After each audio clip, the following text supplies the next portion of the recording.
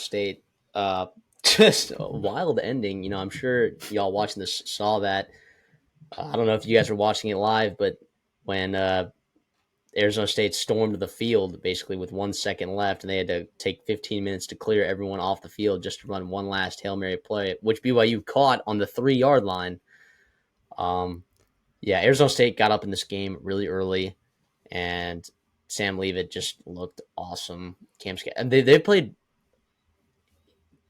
really well in the first half in a lot of these games, and it's given them an advantage, and it's allowed Brian Ward to open up a lot of what he's been really good at all year, just getting pressure on quarterbacks. When you stop the run early in the game, and you get up, you just kind of make a team one-dimensional. And, credit Jake Retzlaff and BYU for coming back in that game, and that defense, Jay Hill dialing it up in the second half, finding a way to come back in that game, right? But Arizona State just was a little bit too much at home, -3.5. It was on my best bets. We both picked Arizona State to win and cover in this game. And yeah, Arizona State now, and BYU still does too. Arizona State has a chance to make the Big 12 championship in year 2 under Kenny Dillingham with what we thought on this show was a garbage roster. I'd have to look back and see like what we both took Arizona State at, but I definitely I didn't bet it, but in our season previews, I was on the under too. And the under was, by the way, -150 at 4.5. -150 at 4.5. And he has now won 9 games with a chance to win 10 next week against Arizona. Unbelievable work by Kenny Dillingham and this squad, and BYU for that matter. I don't want to just poop on BYU because that was another team that had a win total of 4.5, in which I leaned under at -125, and with Kalani Sitake being on the hot seat.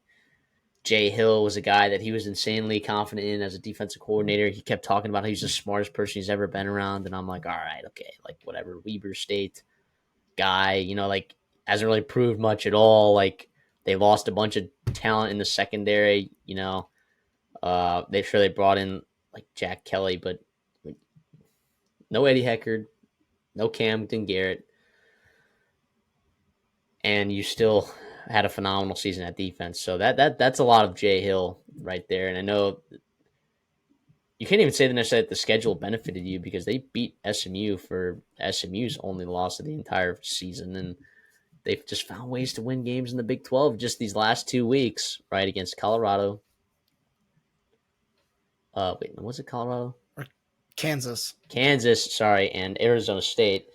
They just got, and they're still in the picture for the Big 12 championship, both these teams. But when I'm looking at this game, Cam Scadaboo, once again, Sam Leavitt, once again, another Michigan State quarterback transfer, playing really good football. Just awesome stuff, man, from Arizona State. Just both these teams should be insanely proud of everything that they've accomplished this year, given the resources that they were given at the beginning of the season.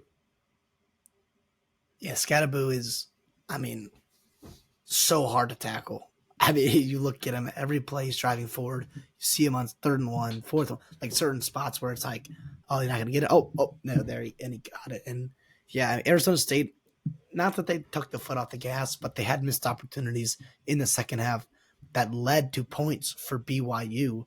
You look at the couple 4th down turnovers and the opportunities that BYU had to win the football game. It does worry me. Dillingham, I trust Dillingham, especially offensively, but the way he handled that final drive, I don't love the idea of it because, to me, Just run back to take off 12 seconds. Well, but what if you get tackled, though? Or what if you're not fast enough to run back? It couldn't have been like I don't know. Or you just throw it out of the back of the end zone. I did think, yeah, throw it out of the back of the end. Yeah, like I'm with. It could have been handled, I think, better than it was. I think 6-7 seconds is a lot of time to take off with a throw. I don't know. You're 1st and goal on the 7. And by the way, credit to Retzlaff, for running down that. Right, he made the tackle there. Credit him for running down and making that tackle to save BYU's chances, and all of a sudden made it a game. But yeah, if I'm Arizona State, I'd give it to Scadaboo two more times and call it a day. But um, I don't know. But again, not to take away from Arizona State and what they've done. Like, this has been super impressive. Like you said, Leavitt's playing well defensively. Their secondary is making plays. Their defensive line is getting after quarterbacks.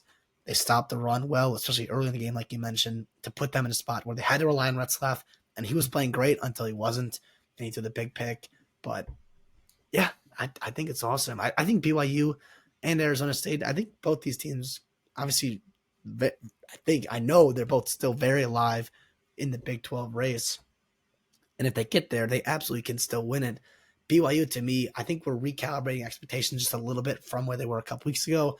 I think we all kind of thought, maybe a top 10 team, not quite where they are. But to be honest, with the way they've been playing, Kansas, who's playing like a very good football team, Arizona State, who is a good football team, and they're hanging with them.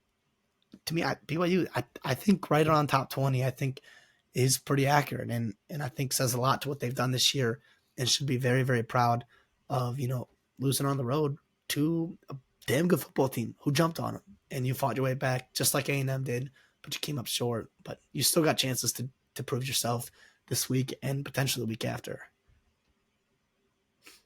Yeah. I mean, just